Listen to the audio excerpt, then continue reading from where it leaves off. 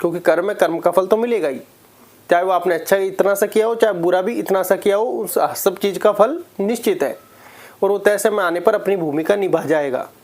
जैसे आज मान लो मैंने किसी का अपमान कर दिया, अब आपको लग रहा है कि एक महीने तक यार मेरे साथ तो कुछ बुरा हुआ ही नहीं, मैंने तो अपमान कर दिया। नहीं, ऐसे नहीं।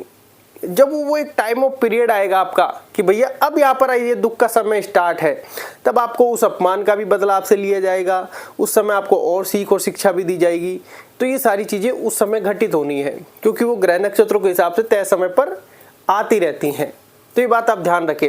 आज हमको ऐसा लग रहा होगा कि यार मैं जीवन में क्या करूंगा, मुझे इसको समझ में ही नहीं आ रहा, लेकिन जैसे ही वो टाइम बदलेगा, आपका अच्छा समय आएगा, थॉट्स आएंगे, विचार आएंगे, आइडियाज आएंगे, आपकी हाँ होगी, आप उस दिशा में आगे बढ़ने लग जाएंगे, क्योंकि प्रारब्ध चल रहा है। अब आपको जो अगला स्टेशन आना है प्रारब्ध का, वहां तक भी तो आपको पहुंचाना है।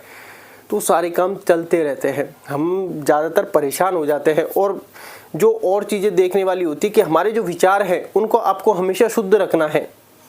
आप जो विचार है उनको हमेशा मतलब इतना सुंदर बना के रखना है कि जैसे सर्वे भवन्तु सुखिनः, भगवान सभी को सुखी रखे। दूसरे के प्रति अच्छी भावना, क्योंकि हम आगे अपने नए कर्म बना रहे हैं और नए कर्म का नया प्रारब्ध भी बनेगा। जैसी भावना होगी वैसी नियत होगी, जैसी नियत होगी वैसी नियति बनती जाएगी। तो ये बात का आप ध्यान रखें। आज आप हो सकता है जीवन में बहुत सारे एफर्ट्स लगा रहे हो, आपको सफलता नहीं मिल रही हो, आप चाहे उन एफर्ट्स को थोड़ा सा कम कर ले।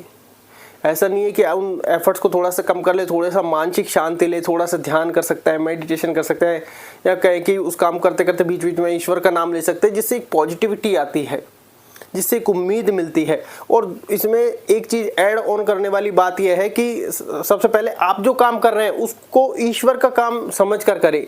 कि जैसे मान लो आज हम ये वीडियोस बना रहे हैं, ये वीडियो बना रहे हैं, तो ये ईश्वर का काम है कि इस पर उनको क्या है, ये हमारे प्रारब्ध में क्या लिखा हुआ है उस अनुसार होना है। तो हमारा काम क्या है, वीडियो बनाना।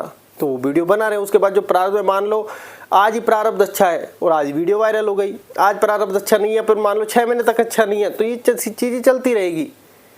तो ये बात आपको स्वीकार भी करनी है, क्योंकि जैसे ही आप चीज़ों को स्वीकार करेंगे कि जो है मेरे कर्मों के अनुसार, जो है मेरा समय, नियति, भाग्य सब कुछ चल रहा है, तो आप स्वीकार करेंगे तो आपके मन की मानसिक अशांति ऑटोमेटिकली हटने लगेगी।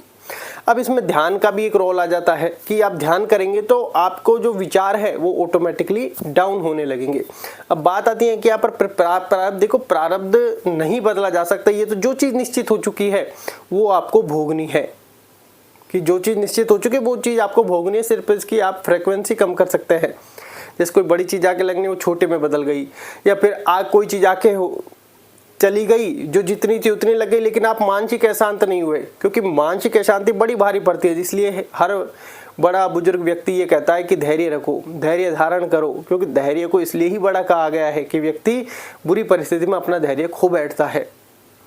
क्योंकि वो कहते हैं कि जैसे मान लो आपके प्रारब्ध में टाइम सेट हो गया कि इस समय आपकी शादी होनी है, तो फिर वो लांग के आप नहीं जा सकते, वो आपको शादी के वहाँ पर आ जाएगा। उस समय ऐसे थॉट बनने लग जाएंगे, ऐसे विचार बनने लग जाएंगे। फिर उसके बाद कहाँ पर आपकी जॉब लगनी है, उससे पहले आप काफ़ी परेशान हुए, लेकिन एक जैसे जॉब का समय आया, पता चला आपने उतनी तैयारी नहीं की है, लेकिन आपको जॉब लग गई, आप खुद शॉक्ड हो जाते हो कि यार ये क्या, इतनी मैंने तैयारी नहीं की। तो ये सारी चीज़ें प्रारब्ध के अनुसार चलती जानी है।